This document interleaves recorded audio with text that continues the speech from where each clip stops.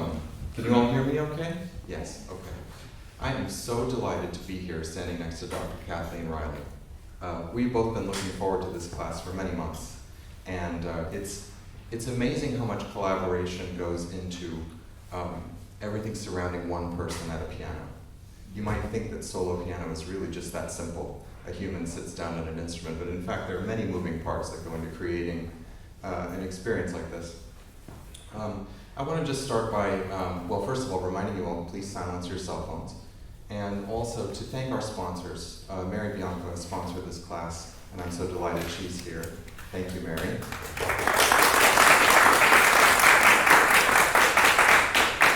And also, just to situate this class in the context of our Masterclass series, the McKee Masterclass series was inaugurated last year, and this is the third of 4 classes.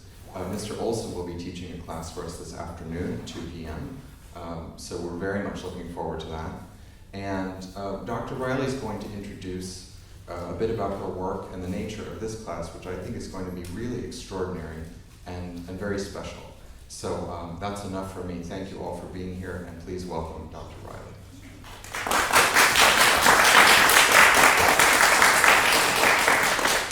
Good morning, everyone. It is my absolute delight to be here this morning with you all and to be bringing a very different perspective on a master class. We are basically going to be looking through a microscope at some of the things that are happening within the body and how, when we are creating beautiful sound and performance, well, what is it that creates nuance? And how does the body work with that? I have 3 degrees in piano performance, and I became very curious about this during my doctorate when I was discovering that so many students were having misuse problems, overuse, a lot of injuries and things like that, along with a lot of performance anxiety. And I said to myself, you know, when we're here to express this beautiful music, those things are just roadblocks. And I sought to go back and do postdoc courses looking at physiology and looking at psychology and finding ways that I could begin to teach musicians about their bodies more. And I discovered the world of biofeedback beginning in 2004. And that changed the trajectory of my life, where I really and truly, this is my mission as a teacher, as a researcher, and it is an amazing tool because seeing is believing, and we can have a lot of perceptions about ourselves. You know, for example, oh, I'm relaxed, I'm relaxed, I'm fine. I had one pianist years ago in New York who said, "Oh, Kathleen, I'm fine," and you could just see the tension. And then when I would hook him up, he'd go, oh, you know, and then suddenly he would begin to bring himself to regulation. So I would love to now introduce our first young student, and you will be looking through the window of muscle activity, which is surface electromyography, along with video cameras. And the video cameras give us positions around the body that we as musicians can't see ourselves when we're doing what we're doing. So there are things we're not aware of in terms of posture, hand position, and so forth. And this is why we have these windows. All right, so without further ado, I'd like to bring on Coco Connor. Coco?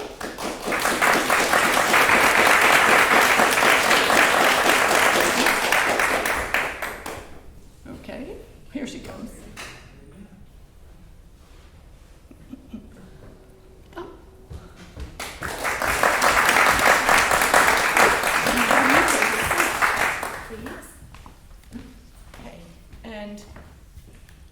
I will be preparing a few things on Coco, so I'll be doing a little bit of teaching right now about what we're doing. First of all, this is our ProformaVision screen. And you can see with our video cameras, which will be adjusted here, that we will be looking at Coco from the side views to start. We may change those views later. And what we are able to see in this view very clearly is the posture of her body as well as the posture of her hands. Okay, very important. We'll get into that a lot. And we have surface electrodes on her.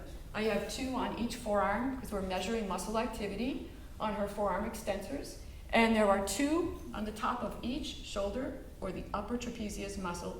There's also 1 that is right here on a bony structure of her vertebra, which we call a ground. And we need to have 1 electrode there so that our readings, and you're going to see lines on this screen that represent what the muscles are doing. All right? So now I will take this box, which is where all of these little connectors are, and she is not connected to anything. It's going into a wire-free sensor that's on the computer. So I'm going to put this on the belt. Oops, this belt does not want to cooperate. There we go. Okay.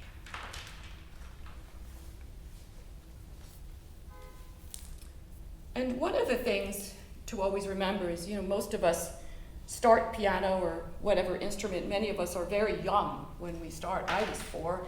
And Coco, I believe you were 4 also, weren't you? Yeah. Yes. And golly, at 4 years old, our bodies are still growing. Our muscles are developing.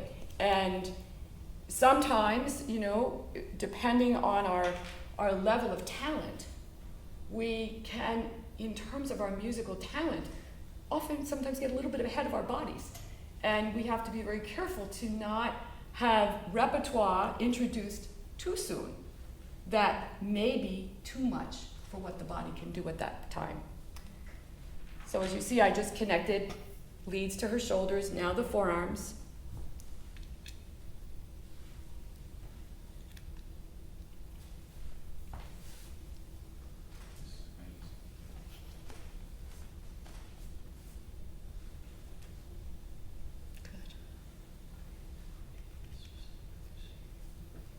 And I'm going to press this button here,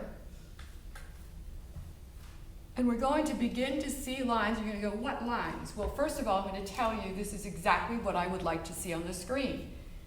For Coco is seated in a resting posture, and both red and blue lines are down at the bottom of the screen, which you really can see just barely, which is meaning that when the muscles are at rest, they are literally at rest. Okay, they are just firing a tiny bit, which is really, really important. So just so everybody knows what lines are which, I'm going to have you shrug your shoulders up for us, and we're going to see the blue lines move. Okay, the blue line on the left side, just shrug the shoulder, is going to be her left shoulder, and this is her right. Right? Now we've got the same thing, and we're going to see red lines that are representing what's happening here in the forearm. So you do wiggle your fingers of your left hand, and there we go. And how about the right hand? Good. Now, before we begin actually playing, there is another piece of work I do with biofeedback and really with preparation that has to do with calming ourselves in response to any anxiety or worry that we might have. And I am a certified trainer with Heartmath. And for many years, I introduced the Heartmath breathing techniques. So I would like to invite everyone right now into a very simple one. And this is a one where we can use this throughout our day. We can use it as we're walking from, down the street. We can do it while we're driving the car. And as one of my trainers said to me many years ago, just remember, you always keep your eyes open. Because if you're in the car and somebody cuts you off, it's really not advisable that you close your eyes. So it is something that is done in the moment. So I'm going to ask everyone to begin to breathe a little slower and deeper. Just take a nice, deep, cleansing breath. And take another one of those deep, cleansing breaths. And now begin to focus the attention as you're breathing on the area in the front of the chest, near the heart center. And now imagine that breath is coming in and out a little from that heart, flowing in and out through the heart center. Another place I like to invite musicians to think about imagining the breath coming from is imagine there's a little pinhole in the back of your lower back, in the middle. And this is a reminder for us to breathe deeply into the belly. And notice as you begin to breathe into that little spot, imagine this spot in the back. Perhaps you can feel your shoulders soften just a little bit. We can feel our breath expand. And as we continue breathing, this is now the invitation to bring in a feeling or a remembrance of a special place, feeling of calm, a feeling of ease, or a feeling of gratitude. And like we're planting the seed in our heart. So that as Coco begins her playing, and we begin this teaching today, she may stay in this state of ease. And for all of us who came, and many of us may have dealt with traffic, that there's just a sense of ease and calm as we begin this class. Okay.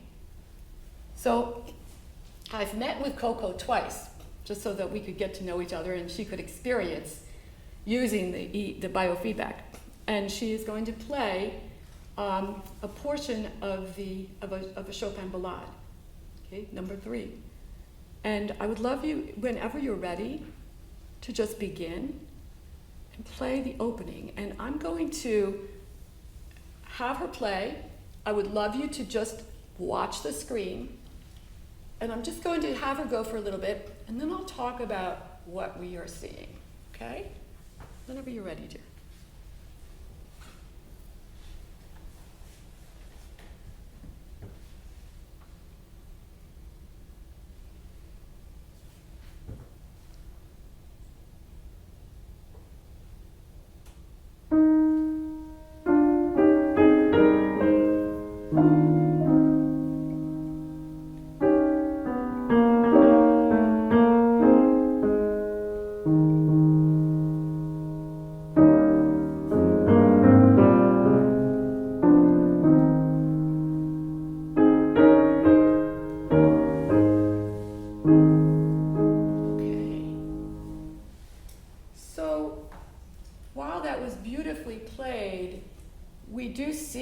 Saw on the screen that there was a lot of muscle firing in forearms, okay? Especially more in the right arm. Could you see that? The red line was very, very high. In fact, often it was above the top, which is 200 microvolts.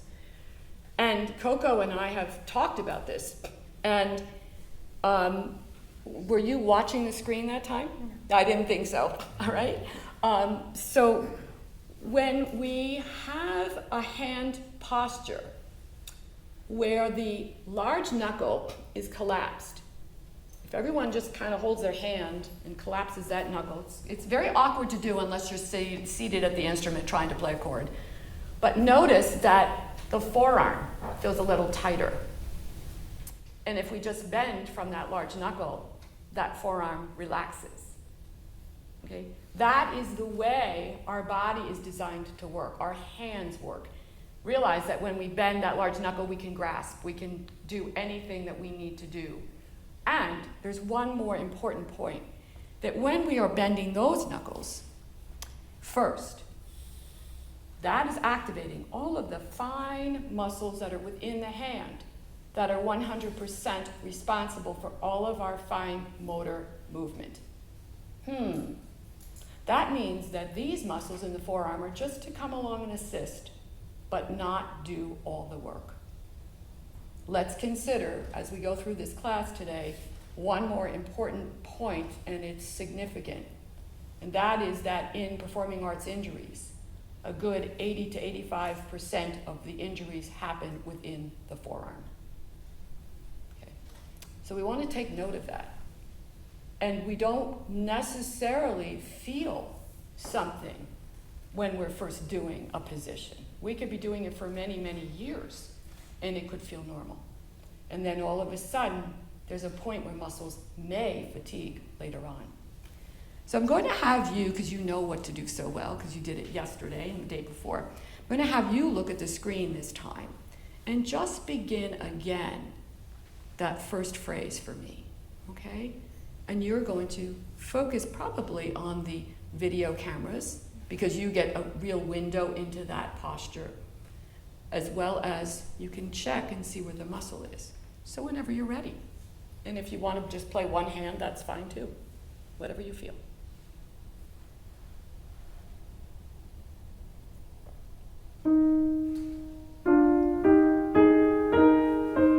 Okay, now I'm gonna slow you down. That was better. Play your first note and stand on your knuckle. And let the arm, make sure that it's relaxed. Good. So what she just did was she let go of tension, and I could feel it in her elbow when I touched her elbow. So the forearm did not stay poised, ready to just let the fingers move to the next notes. Do that note again, dear. Good. Now to the next two, and on the knuckles.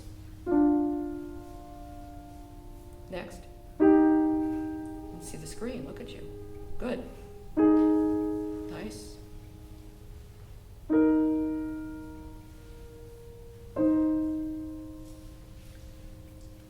Now, that was very slow motion, but there was something significant that began to happen. There's going to be muscle firing when I play, but something else happened. Could anyone tell me what they noticed happened between the notes? On the lines on the screen. Yes? Went down. It went down. Okay, so if the muscle firing line went down, think of it this way. It's like the muscle is taking a breath. Okay? So we are going to have muscle firing, sometimes quite high, and that's okay, because we're moving. But as long as there are breath points, that's what we want to see. So that was excellent. You want to try it again and just relax because you know you're doing it wonderfully, okay? And you can play both if you want or whatever you feel comfortable with.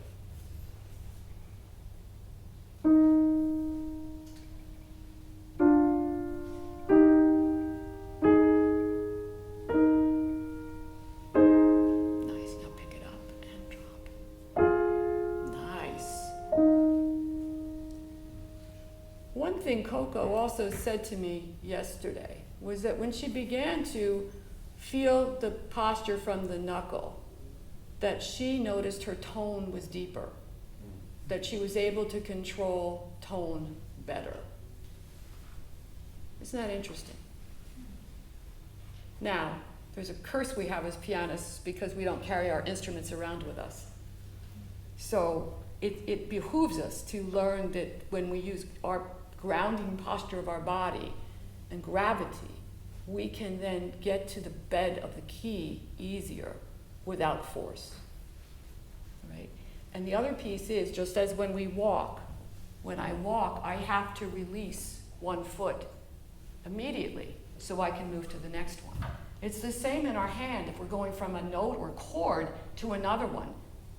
What is often the case in a misperception is that we're still braced, we're holding that note. We didn't let go of it like we need to let go in our ankle and release. So if there's a tension here, getting those next two is difficult, right? If you're a pianist here and you're seated, just imagine yourself playing something right now or on any instrument and feel like if you're not releasing, how are you going to get to the next note? Okay? You ready? Go ahead and play.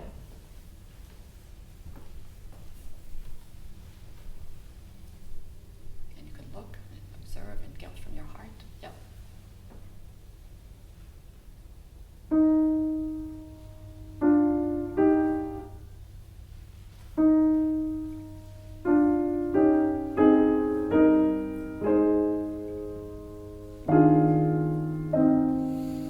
Can we do those two chords again and not try to connect them? And drop and release between, okay? Right there. Okay. Play just the second chord and play with the pinky on the E flat.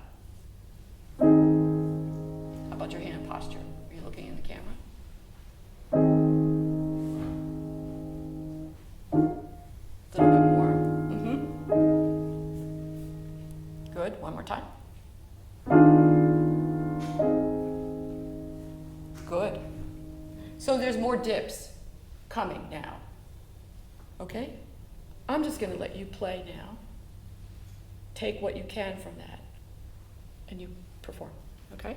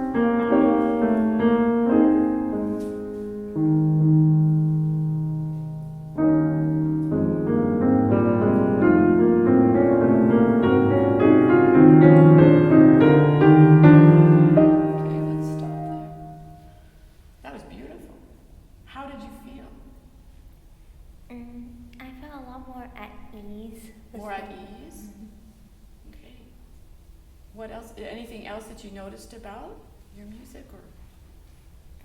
Again, I noticed the sound was warmer. I feel just like yesterday, and yeah. Okay. When you're releasing, we can see there's many, many more dips that are happening, and the fact that we had just introduced that in the very beginning, to have her take it really and go that far into the piece and begin to continue that. To me, that was extraordinary, because this is what we really are calling this in terms of a science approach. It's a neuromuscular re-education. And so we are re-educating the body, how the hand posture is, how the muscles can fire, that we maybe don't need to do something so hard or in a certain posture. And biofeedback is very effective because it shows the results instantly. But for a young person to be able to take that piece of information and carry it that far is extraordinary in this learning phase in music.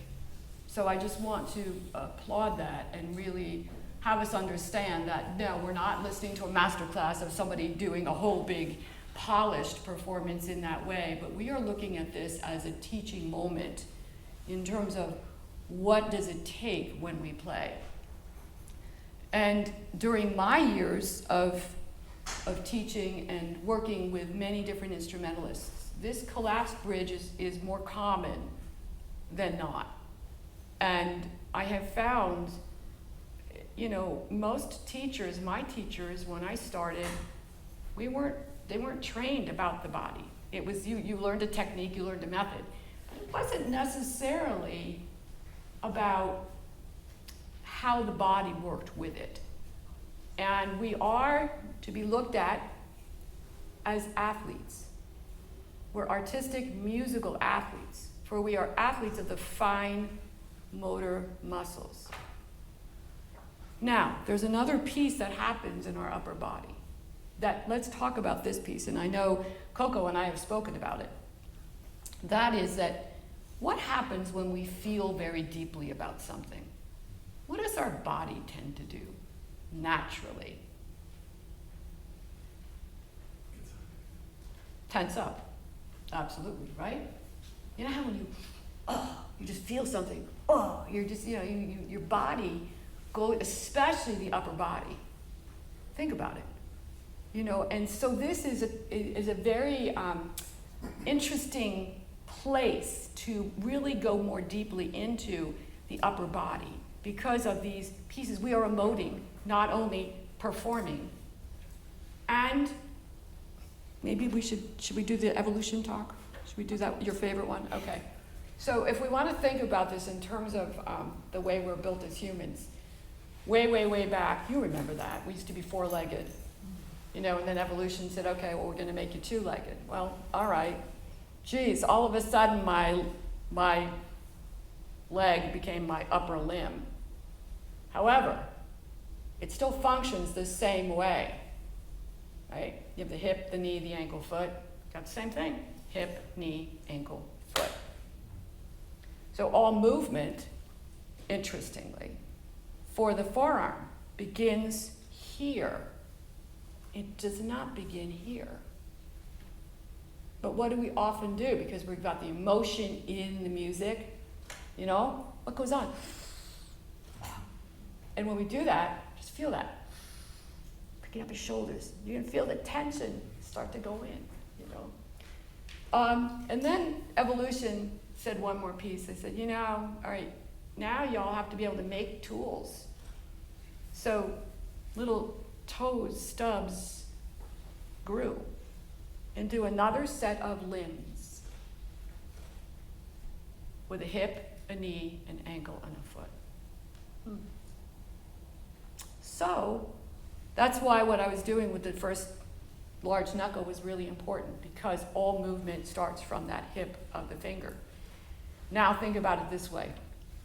We're not only taking these guys, getting them set up, okay, but now we have to think of these feet as balancing the body of the hand, okay? So the hand, what's the hand? It's the foot of the arm, okay? So now we have to have a balanced hand posture with these limbs so that the hand here can balance and be aligned with the upper body.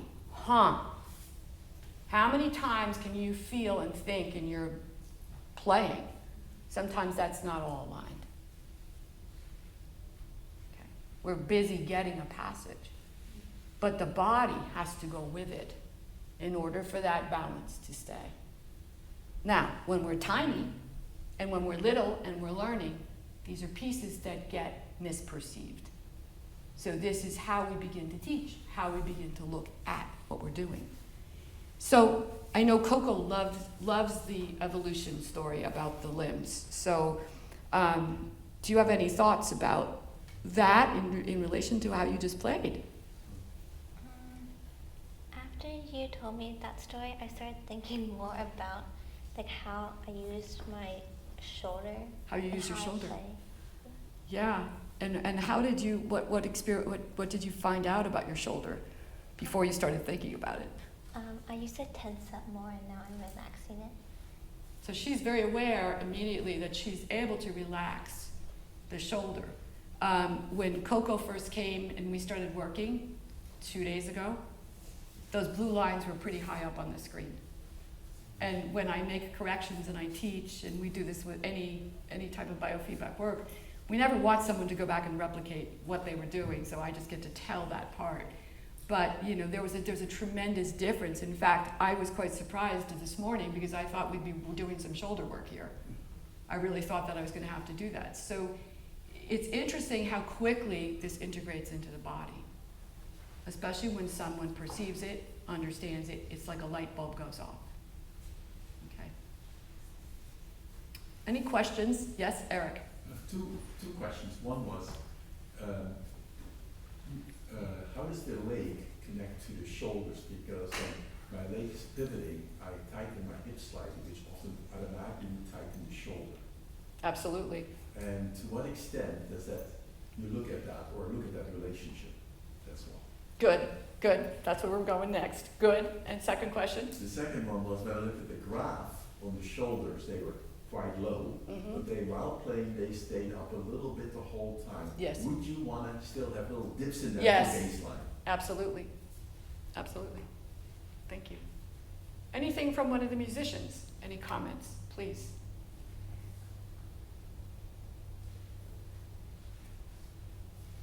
Yeah?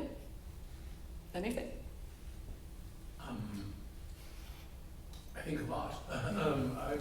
I've worked for the last 40 years on the shoulders especially, Yeah. and I'm still not there.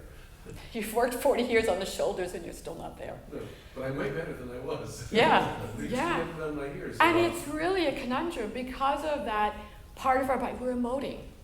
And what Eric just brought up, and thank you because that's kind of the next part of the class, but we were just all focused on her upper limbs. But maybe the upper limbs are also related to the lower limb and the grounding of the body at the bottom. What do you think? Important? Yeah. Yes. Yes, but I just want to add to what I said, that and what you've been saying, it's not only emoting, it's also fear. Because if you're a good pianist, and I used to be talented, you go for that thing and I gotta make it. Yeah. So, because am I going to get all the way there? And I Exactly. think that. So I think but fear is an emotion too, Yes, and Yes. a feeling. But so Yeah. they're intimately related. absolutely. Also to excitement. Absolutely. So yes, we have to regulate that amount of when we're really doing a large scale piece, and there's a high point, and there's excitement going on.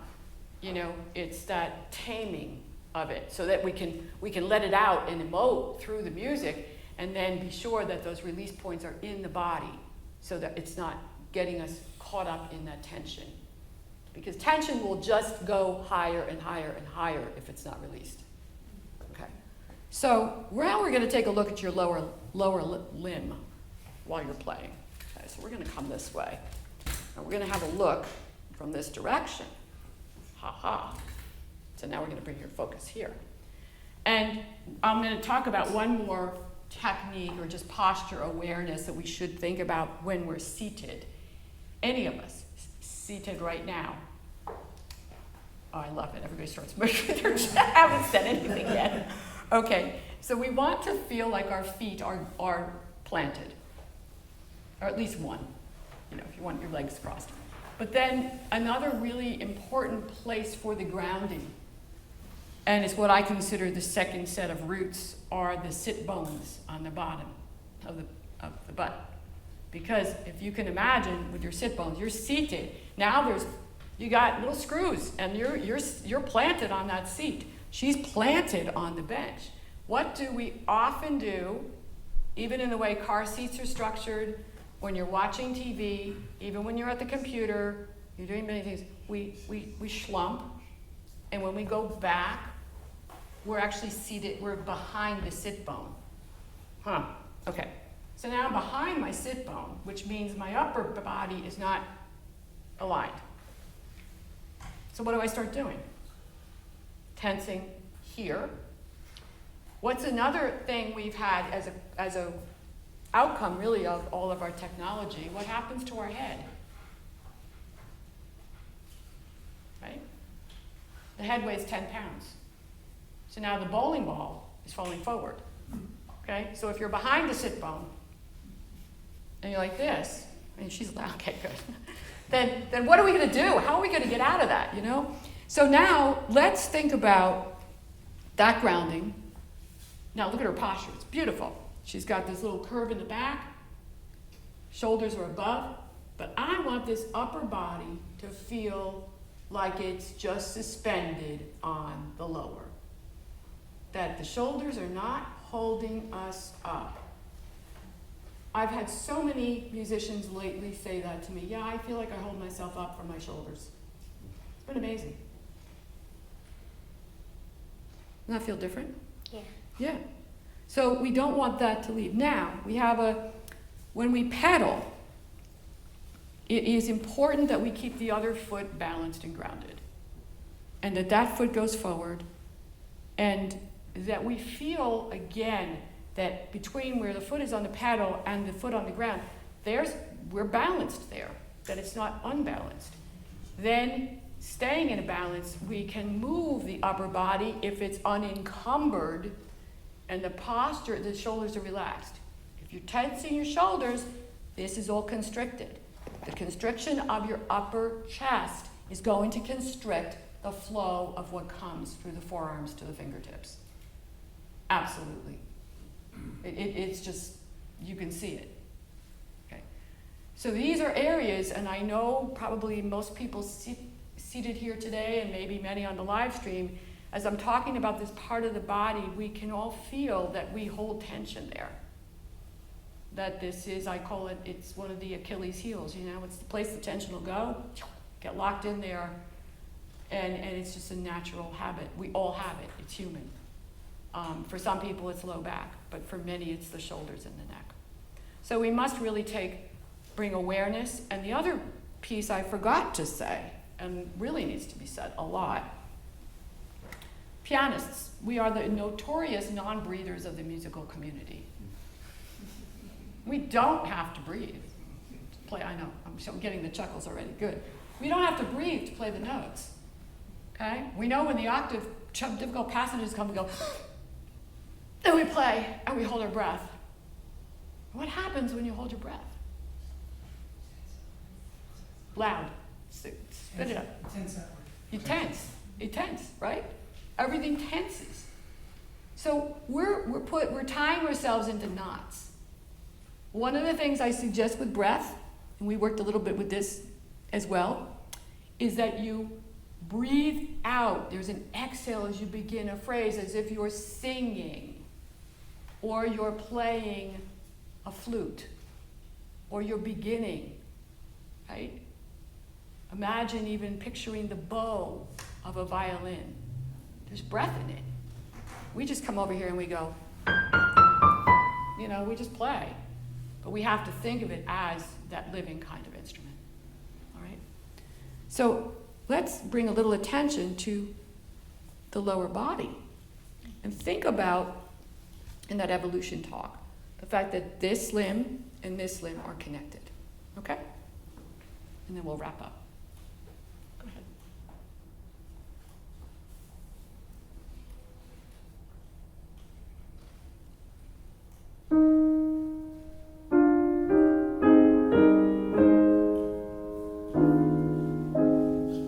Good, and relax the shoulders. Yes.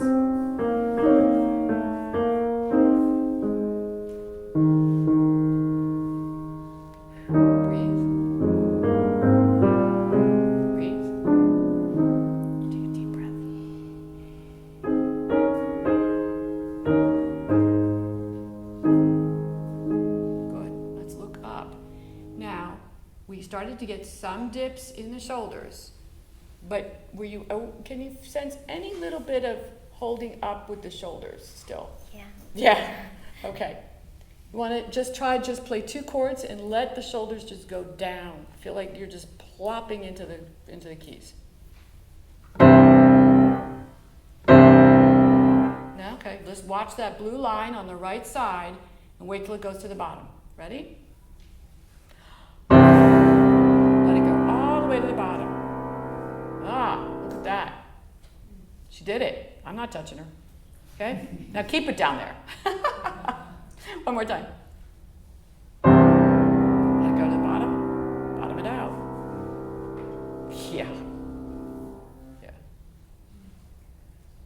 Yeah. Professor Harvey is applauding you. He's another biofeedback expert sitting in the audience today. He's like, that was excellent. So, yeah. So any comments you want to make as we transition here?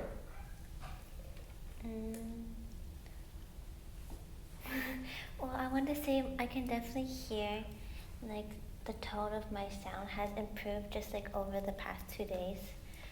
it's also like been a lot easier.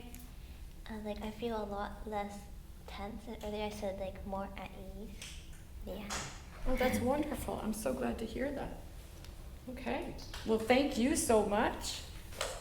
And they're going to take your electrodes off when you go out. But thank you. Let's give her a nice big round of applause.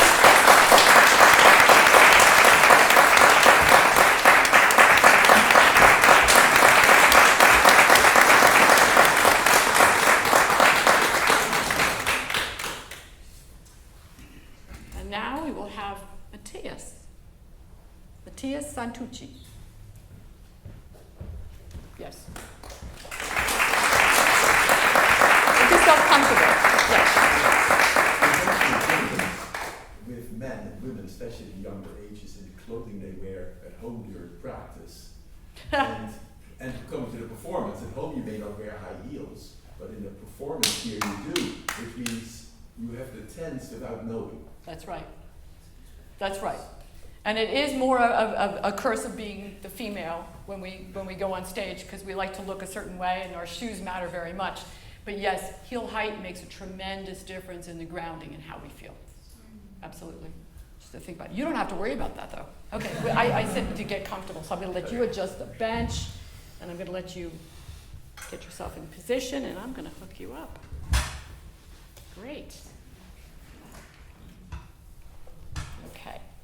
So I would like to give a little background on Matthias, and he will be sharing with us as well a lot. But Matthias began working with me online this summer, thanks to his professor, who he will be studying with here, Garrick Ohlsson, along with John Nakamatsu. And Matthias suffered from tremendous overuse, injury, and neuropathy. So we began working online, so he didn't experience in-person biofeedback until 2 days ago, where I began working with him in terms of positioning, how the body works, all of that, off instrument. And why? Let me ask anyone if they have an idea. Could you unbutton one? Why I began off instrument?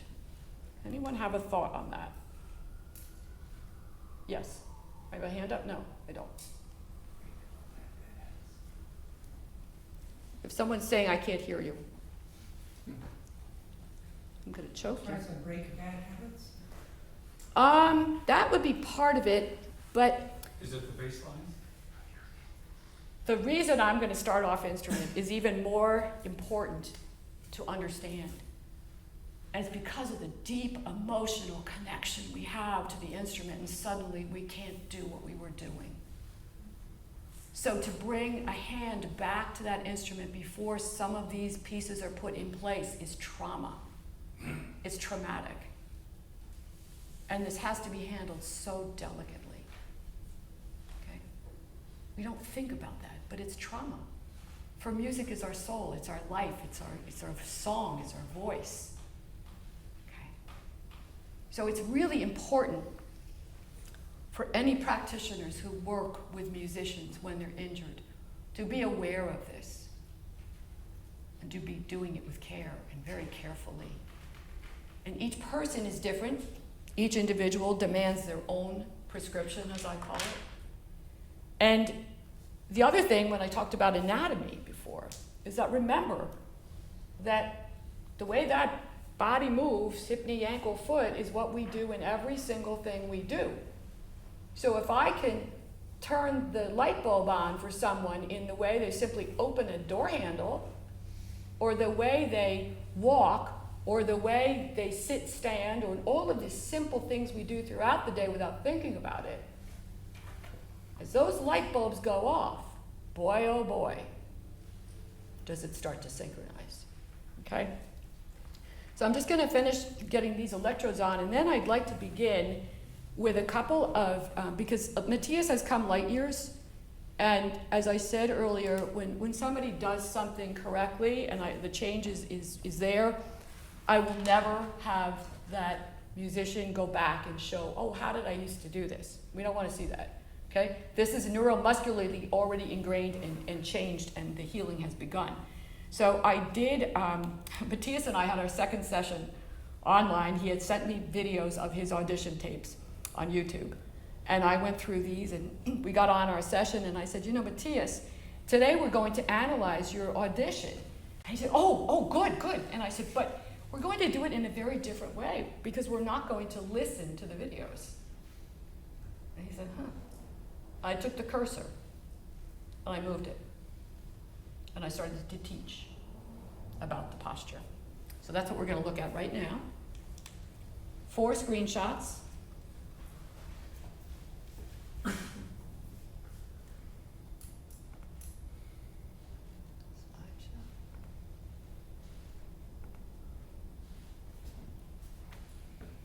So, what are we seeing here? A lot. We see a head tilt to the side. Okay? In fact, even 2 days ago, Matthias's whole left was like this. Okay? We had a session. Garrick Ohlsson was present, and I was doing the correction. The camera was behind. I was doing this. He came back to me yesterday, and that head tilt was gone. I said, wait a minute. This is remarkable. Okay? We can also notice that the second leg, the one that's not on the pedal, is up and off. All right? In the next slide, we're going to see a little bit more of the problem. Okay? So we start to look at something that may not be apparent at first, but I will point it out, and that is the clenched jaw and pursed lips. Feel what that does? Here. On top of that, the hunch. Okay? And even Matthias said to me, my gosh, my whole upper body is totally constricted. Okay? We're then seeing, again, a heel lifted in the other foot. And now we're seeing the famous collapsed bridge in the right hand. Right there. Okay? Starting to see that, and we're going to see it a little bit more in the next slide, in the left. Okay? So we hadn't gotten through the second video. We're partway through. And he began saying to me, oh my gosh, oh that. He says, this is so obvious. How did I never see this? He says, but I never saw it because I was never paying attention to it. I was so busy learning notes, listening to music, and trying to play perfectly. He said, I was clueless about my body. You know? So that was the aha moment, again, that I was able to bring him to see without him touching the instrument. Important part of the retraining, all right? Because I wanted him to understand by looking and analyzing. And then Matthias told me that many times from that session, which was recorded and he went back to those videos often and analyzed them over and over and over again. Powerful. So we began work on July 7th.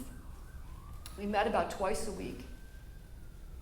July 31st, Matthias was able to put his hands on the piano for the first time with no pain.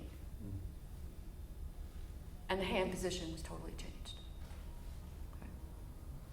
So I'm so pleased that Matthias is joining us. He will be sharing a lot as well. He's very, very willing to talk and share. But is there anything you want to say before you begin the McDowell, or do you want to just begin? You can tell me. I do have some thoughts, but I feel like we'll get to those subjects later on. Just the idea that this is not only just at the instrument, this is a holistic thing. Yes. This is, it's mind and body. It's not just, your hands. It's not just your shoulders. It's what you do throughout your day and how you do those things. but I believe we'll talk about that. Oh, yes, actually, we'll talk about one first, because I just brought that to mind. And when Matthias started, thinking about the hand and how tense it was, and I said, well, can you think of any other things you do during the day where you're in that same kind of posture? And he immediately piped in with 2. Brushing teeth? Yes, brushing teeth. Brushing teeth. What did you tell me about all the toothbrushes you go through? I go through them really fast. Yeah. And the pencils. The right? pencils, yep. The grip is too firm, too tight. So here's a perfect off-instrument place to begin to learn about our body. To begin to just say, oh, can I do that with less? Oh, can I do that with less? Oh. Now, isn't that a lot easier to do than seated at the piano trying to play a note and asking yourself, can I do that with less? The emotions get in the way first. Okay.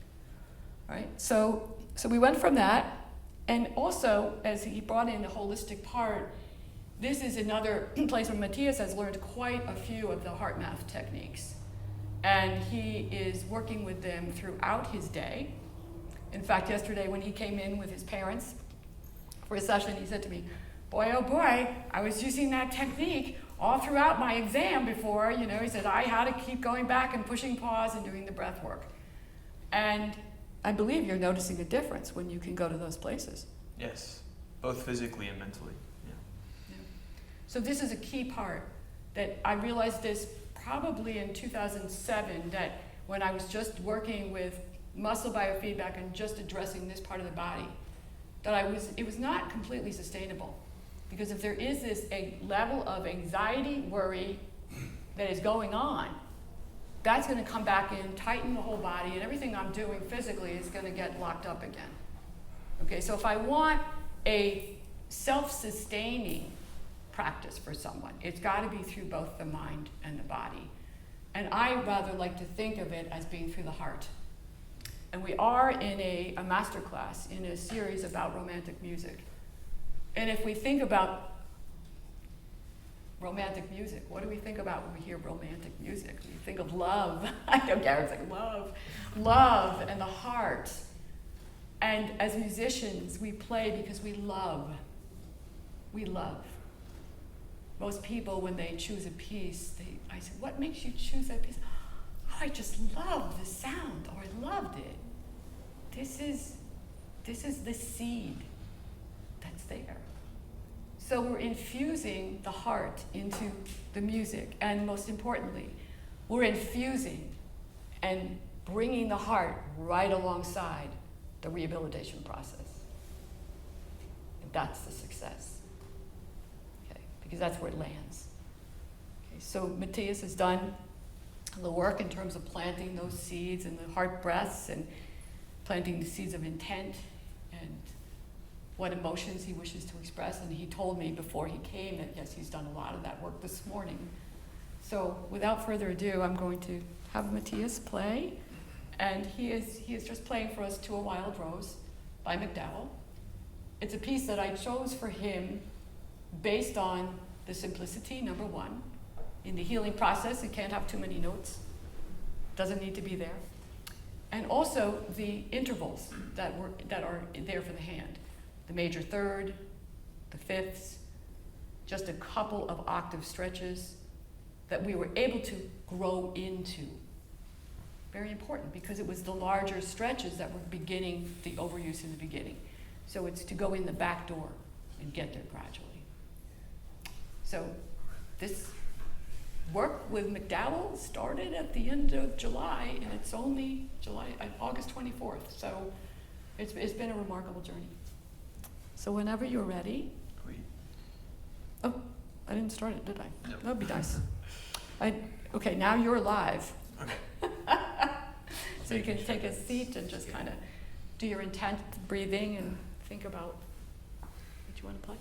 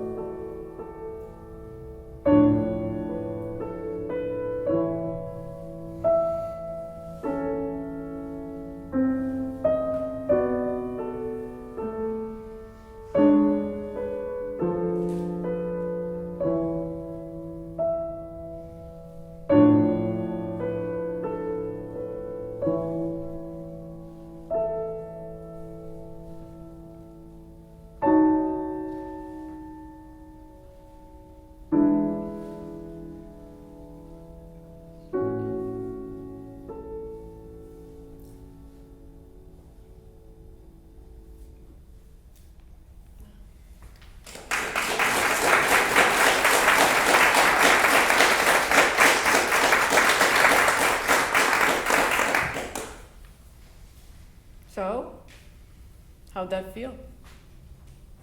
Oh, good. I felt very relaxed. I mean, the difference that this heart-focused breathing really does, not only physically but mentally, it centers yourself, and you really can express more of what's inside on the piano, more than emoting can ever do. So it really brings something that is otherwise hidden. So, it felt good. Beautiful. I'd love to just give a moment about the brain and the heart there, and there's a real channel in what he expressed. I couldn't have expressed it more beautifully.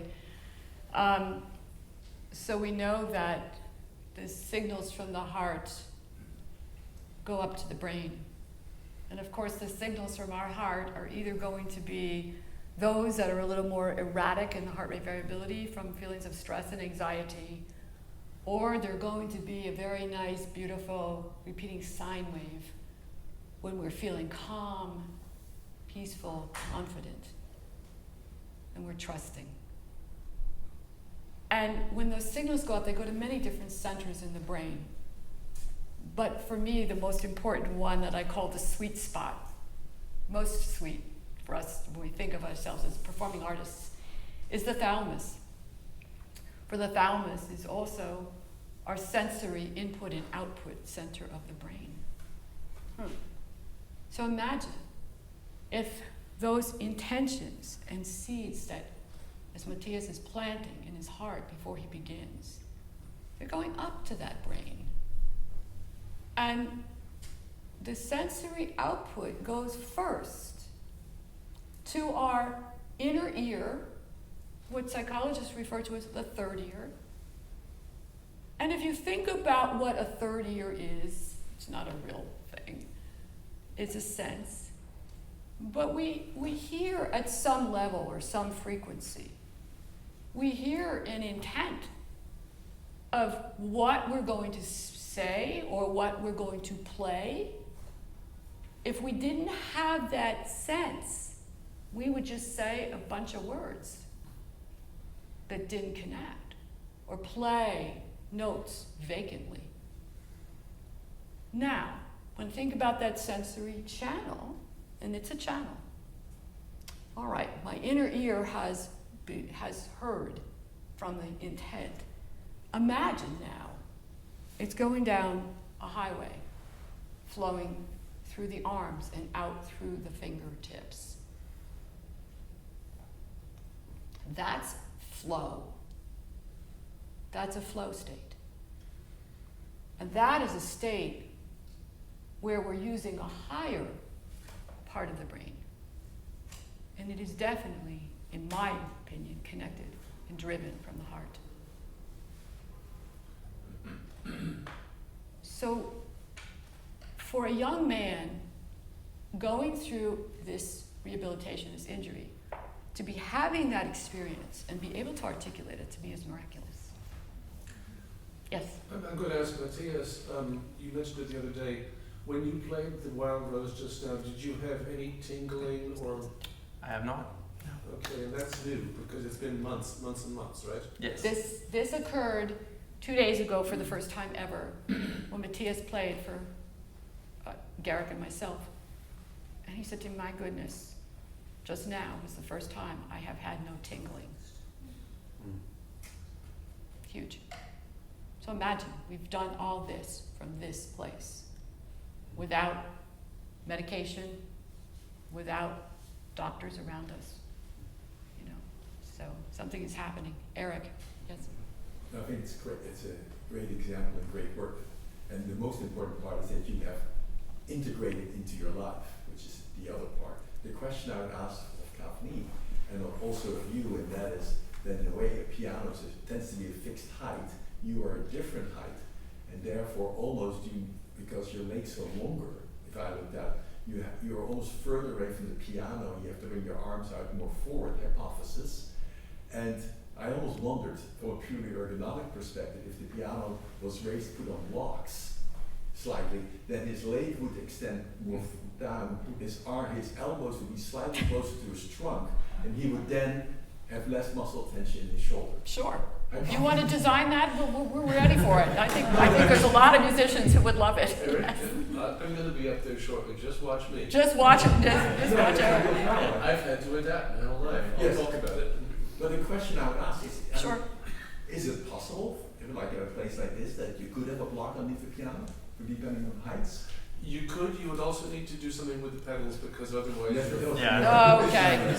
Eric, it was a great thought, but we're gonna table that one But for people right now. often say, can't they build a bigger piano for you? Well, then you could. I mean, yes, it is physically possible, but you have to then redesign the pedal Sure. mechanism as Yes. well, and et cetera, et cetera. So yeah, I'm sure anybody could afford to do that for me. It's not. I think so. But getting back to your point, which I think is great, remember in those pictures that I showed first, how close Matthias was seated to the piano, okay? There was a different bench height and there was a different distance, okay? He picked that up right away himself, and he realized that that was also creating a lot of the muscle tension. What you're seeing on this screen is nothing the way it would have looked had he been hooked up in those audition tapes. Right? That would have been way off the chart in all muscles. And you know, I've done this work for so long, and I can tell countless stories, especially in my years in Cleveland, when I would have students come in and they would have a problem, and often their teachers would say to me, "Could I come along?" I said, "Sure. You know, come on in and watch." And one particular story stands out. I may have shared it with you, I'm not remembering, but I had a viola student at the Cleveland Institute of Music who had some tendon problems. And she was studying with Stanley Kamnatka, the principal of the Cleveland Orchestra. So Stan came in, and she's tiny, so she began, and the hand was in the collapsed posture we were talking about earlier. So she's hooked up in real time, and I said, "Okay, could you just take your hand and bring it up and let the fingers dangle toward the strings?" Boom, the lines went down. I said, "Okay, just leave them there. Just gently put your thumb on the back of the neck. And now just gently allow your fingers to touch the strings. The lines are just..." And Stanley looked at me and goes, "How did you do that?" He said, first of all, he says, "I would never even notice that in a student's hand." And he said it to me many times. He said, "Because my hand is big. My hand does that naturally. It's not something I ever recognized." I saw him that summer at Blossom during intermission, and he came over to me. He says to me, "I have to tell you, I have never looked at another student's hand the same way twice since I saw you. It's just, you changed my whole perspective." So I always say, you know, we don't all know. It's not something we're taught about. Or the other piece is we can look at pictures in a book. There's a lot of technique books that have pictures. Pictures are two-dimensional.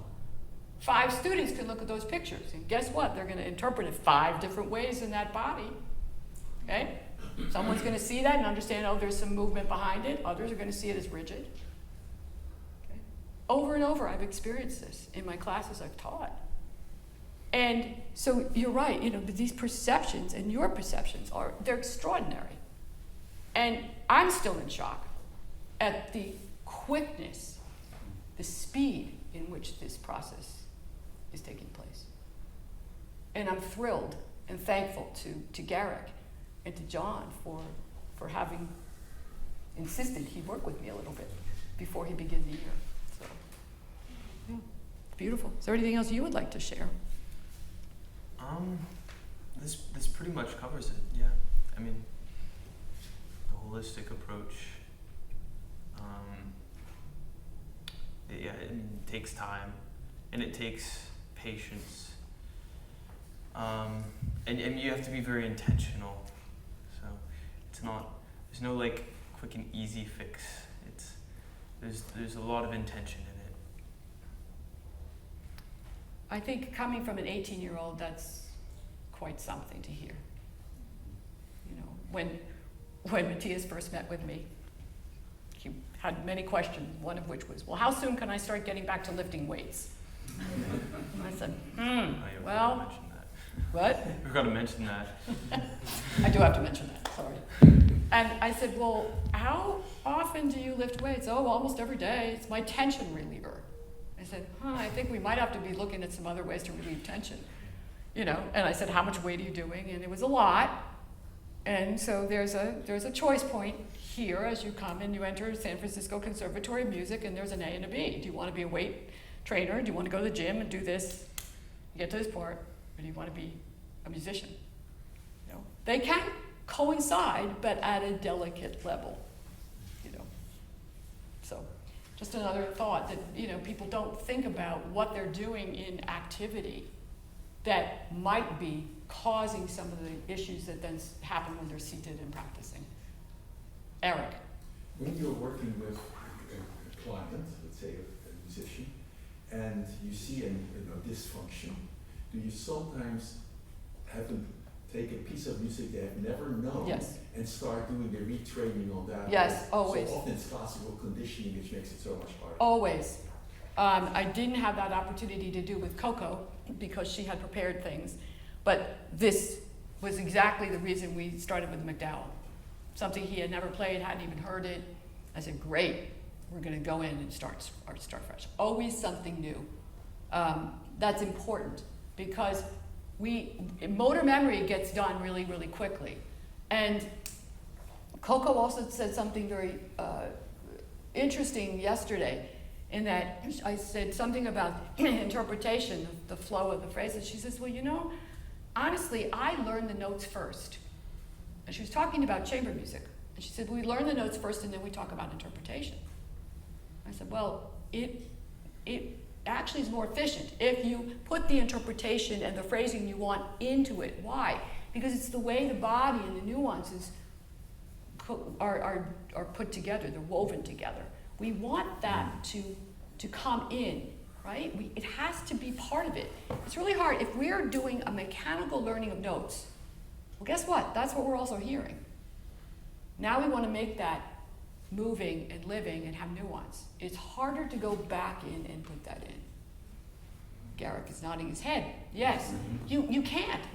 It's like, it doesn't work that way. Almost better to sight read something. Allow yourself to make a mess. Feel the intake, feel the piece, feel it. And then say, okay, now I'm gonna learn it, and I'm gonna take it apart, but you always play with phrasing. Please. That's my advice. So. All right, well, thank you. And we're going to transition. Okay. Unless you have anything else you would like to say or do, or. No, this is great. Okay. Well, I am so proud of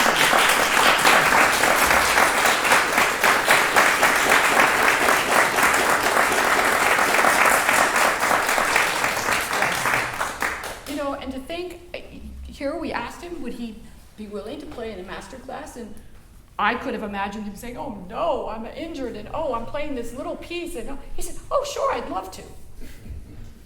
So, bravo. Bravo to you. Okay, just give me 1 second.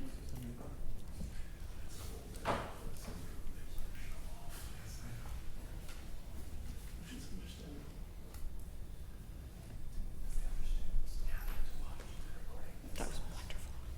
Couldn't have been better. Just couldn't have been better. Oh. Okay, now you can go. Okay. Well,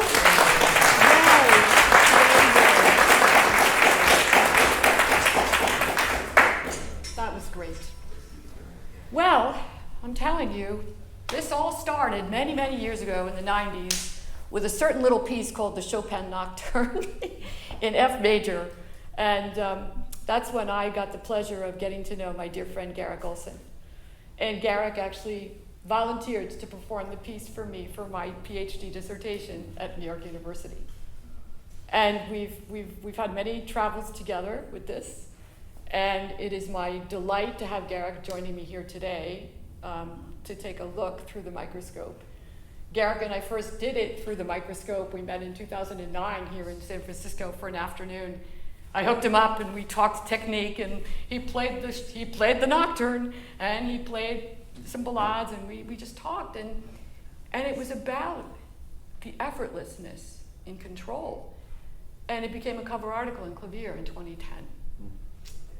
And so Garrick and I have kept in touch, and thanks to Garrick, I was invited to do some workshops and classes here at the conservatory, and I'd love to have you join me, my friend.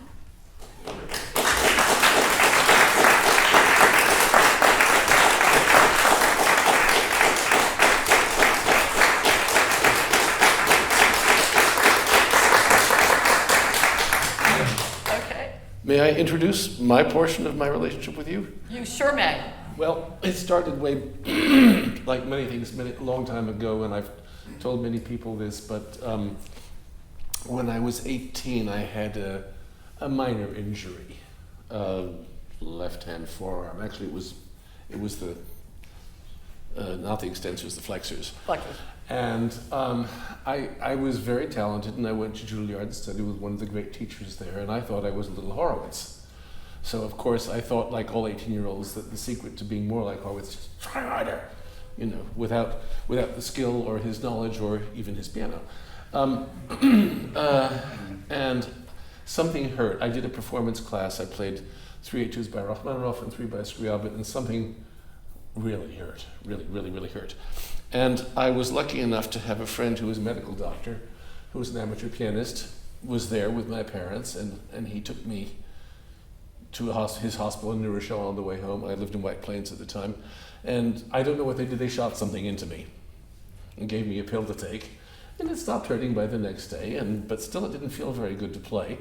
And I was really traumatized because I don't want to boast, but I was already sort of a young star at Juilliard, a potential star, which is high pressure, and I just didn't know what. And I spoke to Gorodisky, my teacher, who was a wonderful teacher.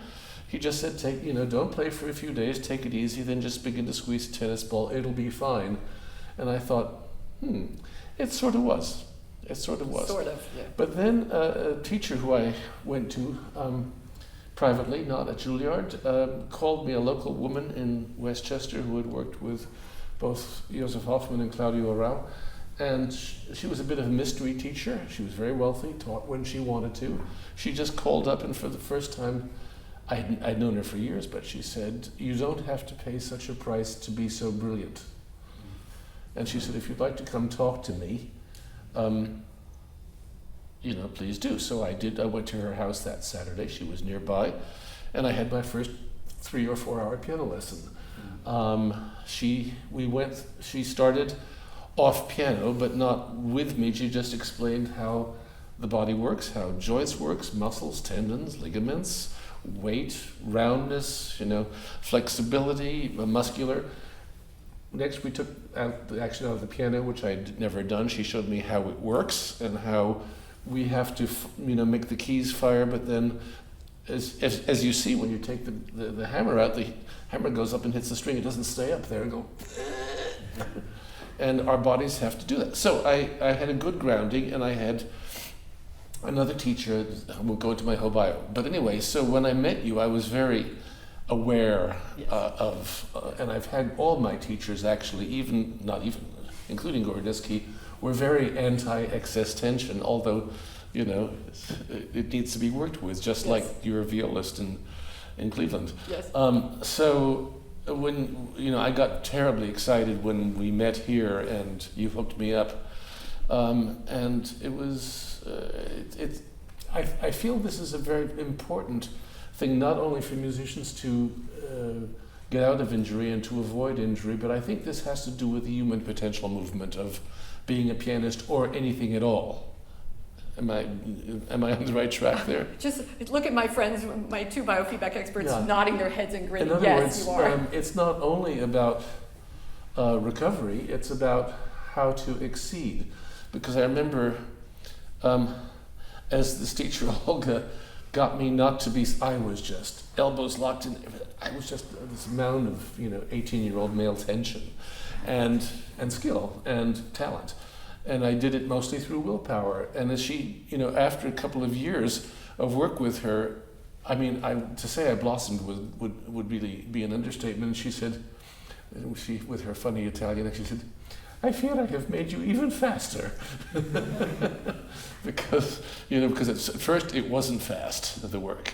Sure. Yeah, Sure. she said, "I'm afraid and I think that's what this is related to. And when I say I've worked on my shoulders for 40 years, not exclusively, but Liszt said we learn the basis of our technique every day. Yeah. I think that's what he means. I mean, it sounds very wise, but I think it's also true. So that's my large introduction. Well, it's wonderful. It's wonderful. All right, so would you do me the honor? Okay. Oh, since Eric mentioned it, I'm 6'4", and by the time I was 15, I was 6'2", and my knees don't fit under the piano. So it looks very weird, and I don't advise it, but I didn't know what else to do, and it seemed to have had no particular consequences. This is a nice bench at the right height, but even so, if I do that, I can't move. So my knees are out like that. And when I was about 15 or 16 and that began to happen, boy, were my hip muscles tired all the time. And you know what? They got used to it. And luckily, they're really big muscles. And I mean, they can take that amount of trauma, whereas these can't. That's true. Yeah. That's true. So, Great. Okay, so we'll get you all so hooked what am I up. going to do? You're going to hook me up? I'm going to hook you up. I love what Kathleen says about we don't want to drive somebody back into their negative tension points or negative habits. I'm a bad boy, partially. And I'm going to start by showing you how bad it can be. It's a joke. This is true, it's a joke. Okay.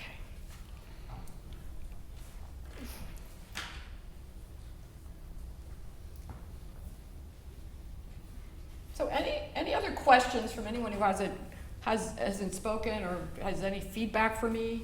Because I'm looking at people over here that are very quiet. So I know you have a question. One second. What? Go ahead. No, the question is that you never let the person go, to their previous bad behavior. On the other hand, sometimes it's helpful to have to purposely have the person do it for a moment because they're still unaware. And in the act of being able to do it, you become aware. True. I do find at the keyboard, especially with something like this, because of the emotion at this point, maybe sometime later, he would be able to reflect on that. But he seemed to get just as much of that very quickly out of the, I think, Jeff, I think we should have the students come out and watch. I think so. Yeah, okay. Like, they don't need to stay back there after they play. Oh, no. Yeah. Maybe they'll come now. We'll go the other way. Okay.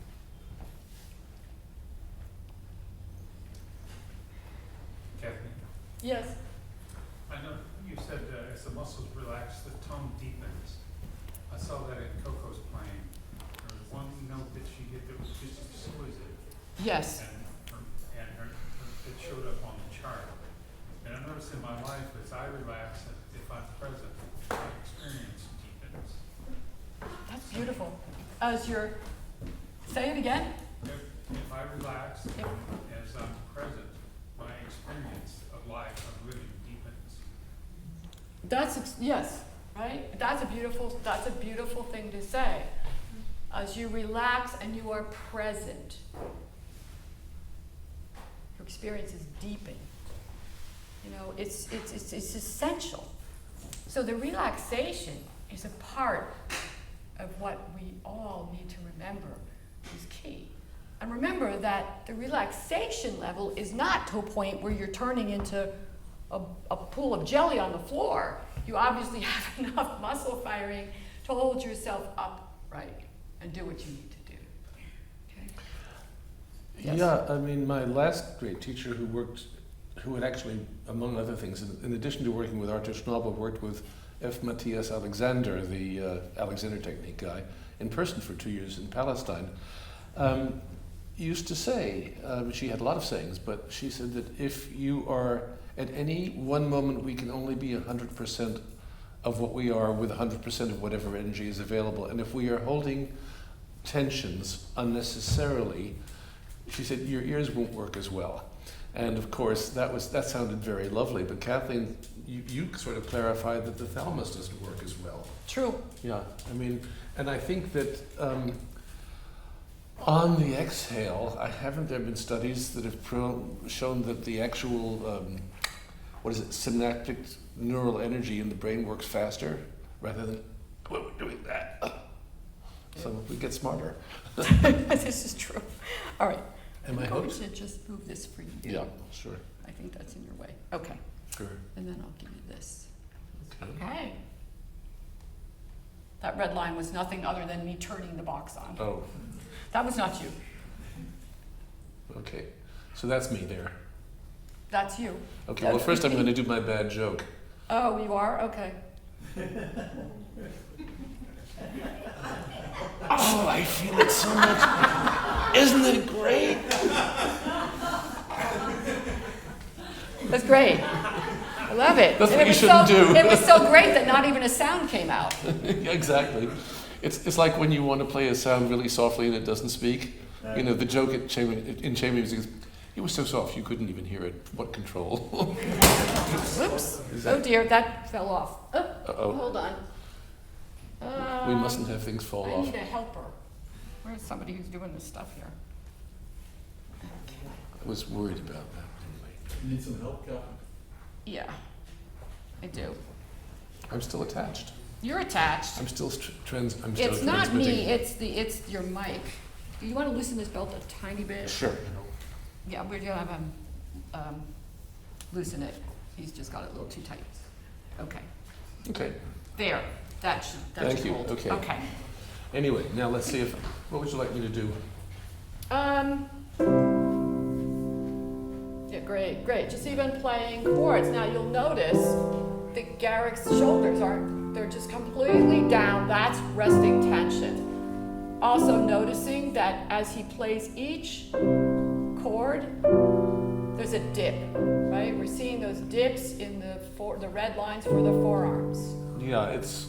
I think what you or I would call the instant relaxation response. It's an instant relaxation, great point. And I didn't do this to our two students, but I can do it to you.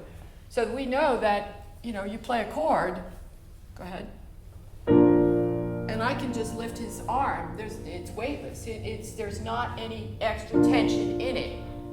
Guaranteed that most students, when they start, it's not happening with you, Matthias, anymore, because, and Coco, very good relaxation in the 2 days, that usually when we play a chord, you do it again, we hold it, okay, now relax it a little bit, but just like you're not gonna, and you'll notice, okay, that tension is still holding, but now there's more constriction for the rest of these fingers to then move and choreograph to where they have to go next. How do we get there? We can't. Right. If you're locked like that, you can't reach for that. Right, so it's like as you're playing each note, it has to be an instant release. And an image I give, especially to students, is a playground image from an exercise we did on the playground as children. And there was that thing we'd get on called the seesaw, And so I'll ask my question I always ask, and Oliver, I know you know it in the back. So if you're the person at the top of the seesaw, how are you going to get down?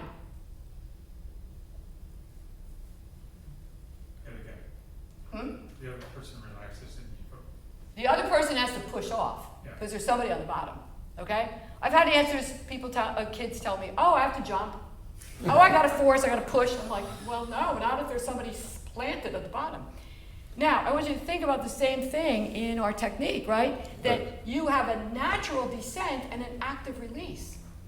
So the active release is where that tension has a moment to go to the bottom and you take a breath.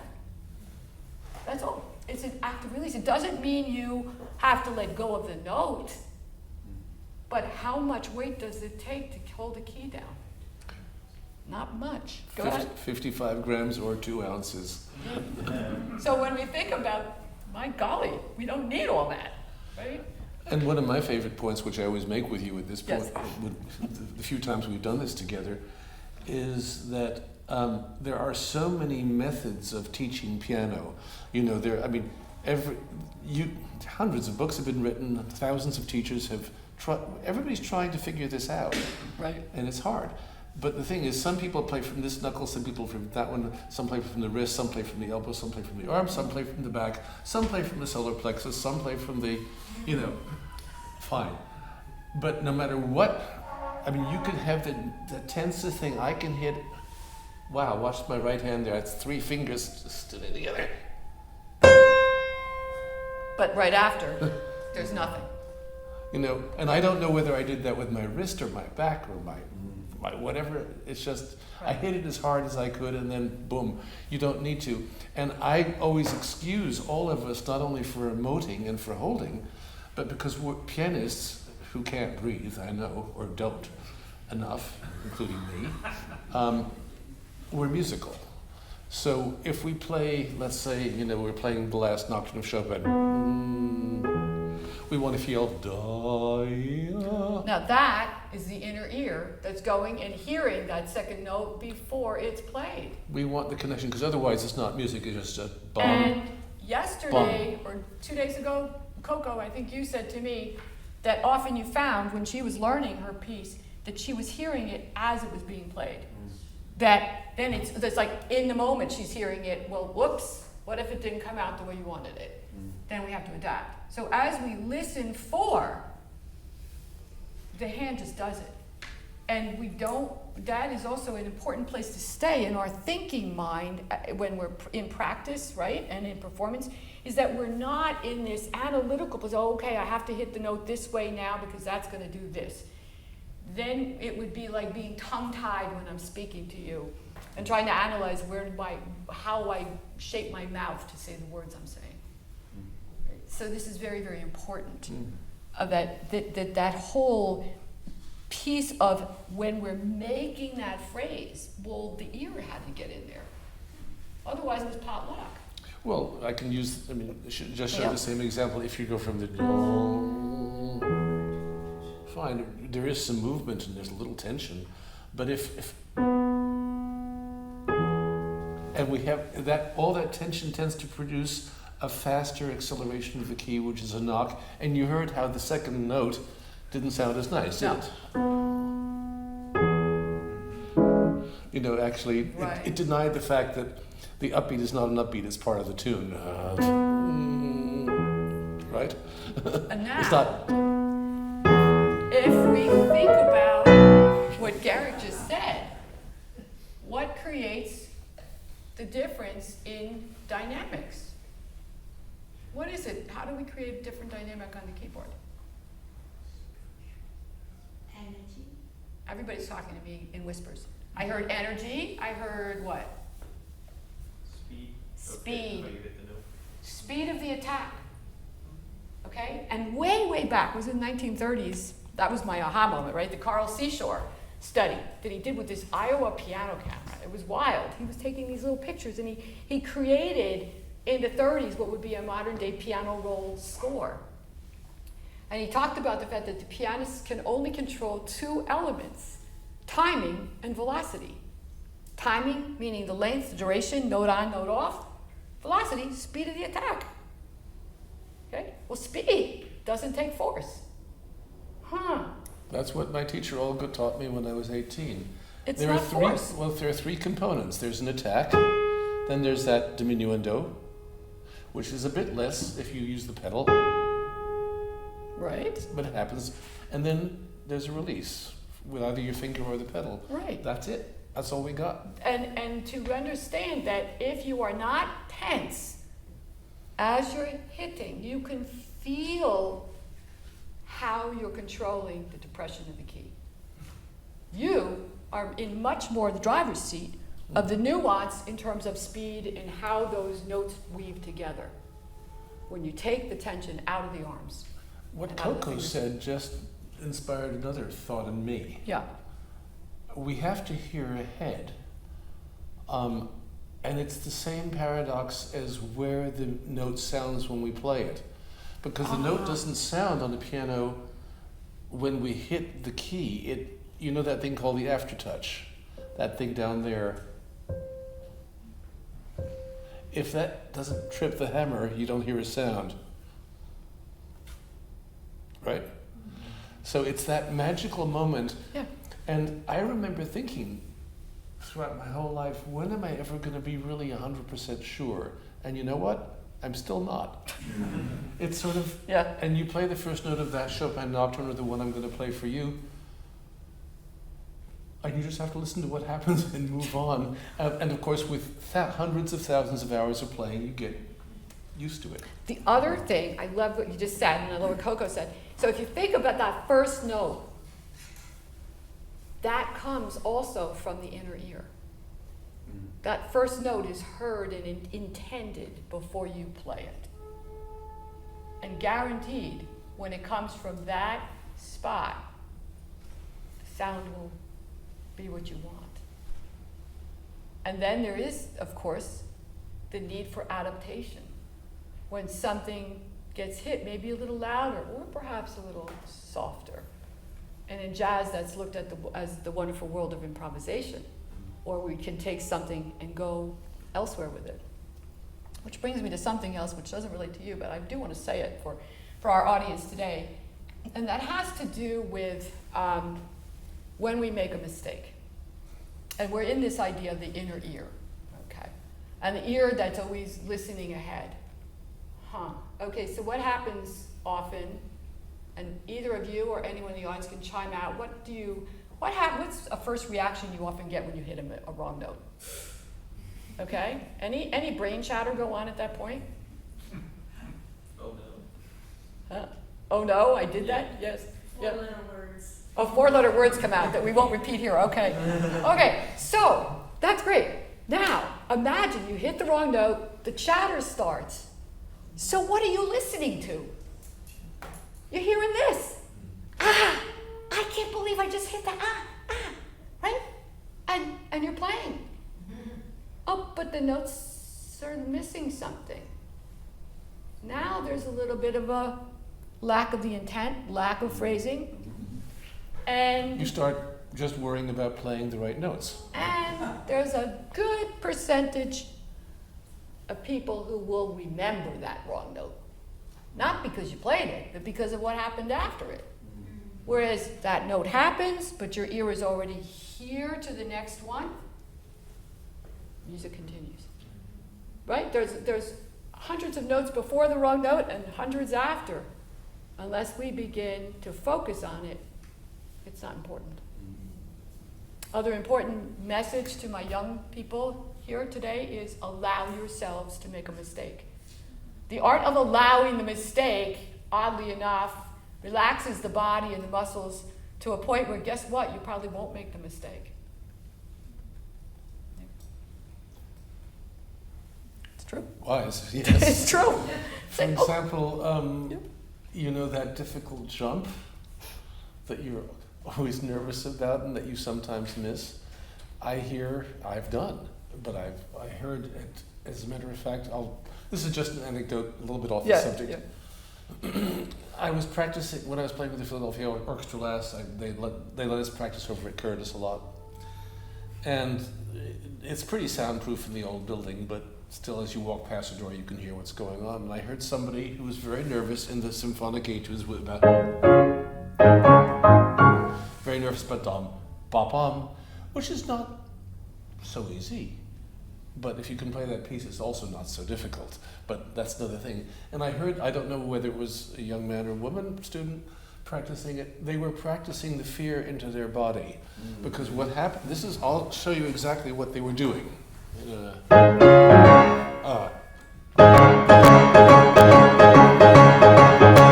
Then pause. And a mistake.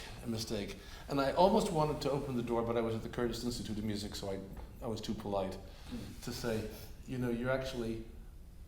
learning how to do that wrong. Right. You're driving it into your hard drive. And you're doing it out of a place of worry. Yeah. Right? So what fires together is getting wired together. Yeah. It's not so far, and there's lots of ways to practice it. That's right. But Lots. it's a choreography that needs to be practiced without the fear, right? Choreography is always that there is motion, right? It's not static. And as I've told you, and everybody who knows me, when I'm in a master class or a lesson, and somebody makes a mistake and stops and says, "Oh, I'm sorry."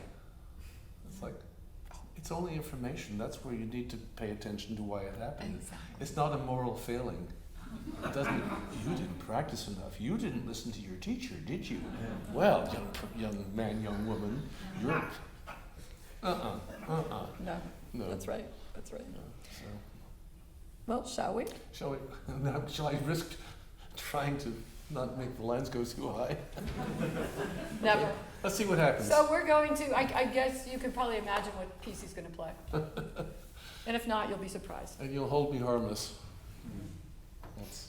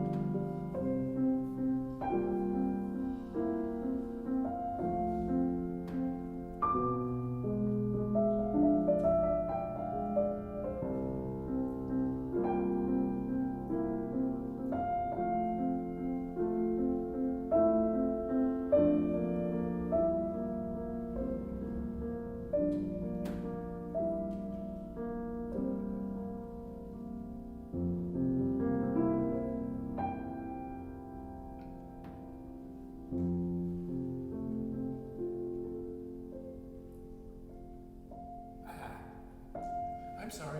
Let's try that again.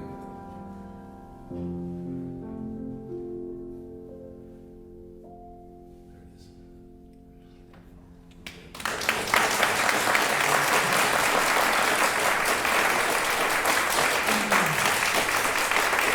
Thank you. Part of what I had to get used to was, thank you for, I was moving thank the you. wire. And of course, I'm so unused to playing on a concert grand that's not open. It took me about two I lines to get know. used to that. I know, and it was strange because if we opened it, we wouldn't see the screen. No, of course. So I was like, oh no, and then I said to them, No, well, it's maybe fine. we could take the top off it, but It's we didn't fine. do that It's either. fine. Yeah, I know, but that piece just, has been kind of carried through our lives together for a long time.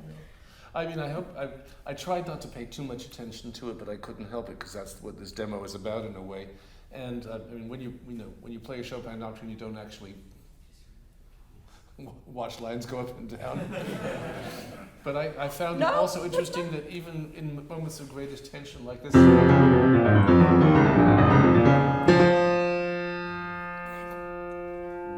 See, that's the thing. There's going to be, And as my students will all know, I'll say, I'm still playing that note. Notice how tense I am? Whoa. It's what the ear hears. Of course you should learn as a very good pianist to play legato in appropriate music like Baroque music without pedal if you can. And that's fine, you should be able to do that. But you'll discover also, you get used to playing your arpeggio without pedal, and then when you put the pedal down, suddenly you start making mistakes. Isn't that funny? Because we play differently. And so we have to do it both. We have to do both extremely well, and then be able to mix them and match them. I mean, you can't play Chopin nocturnes without pedals. And mix and match also depending on the acoustics of the hall, the size of the hall, the piano that you're working. So again, these are tools in our toolbox that we have to be able to adapt and pull out what is needed in the moment. And we have to cultivate all of those tools to the point that you can almost forget about them. In the way that when you're in a flow state or you're open, I don't think at the beginning of the nocturne, oh my God, I'm going to apply this much force and then do this.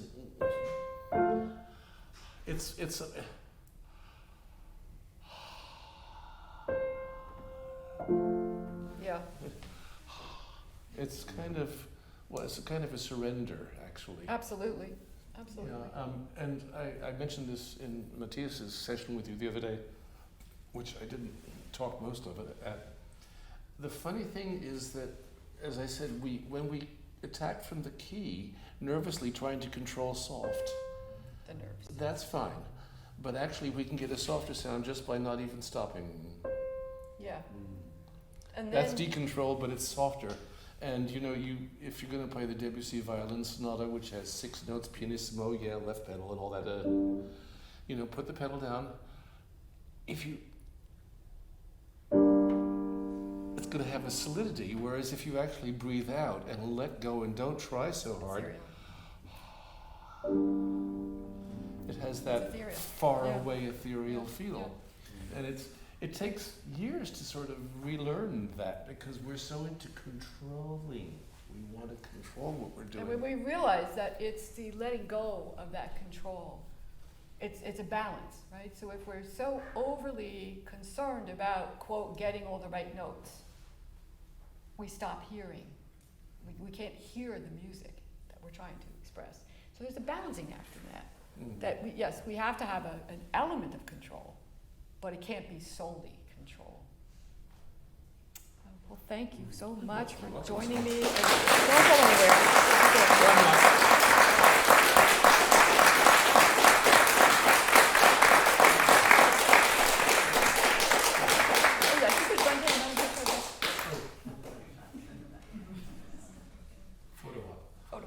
But I thank you all for joining us, and I would love to talk with any of you and answer any questions you have or thoughts, comments. So I'd ask anyone again and you're welcome to come up and talk with me afterwards, but it's been such a delight for me today.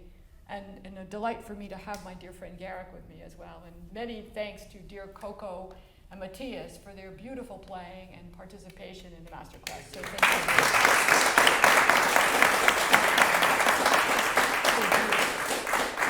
And thank you to McKee Foundation and to Jeff Ledour and everyone involved in the festival for inviting me. Thank you so much. Thank you. Thank you. Thank you.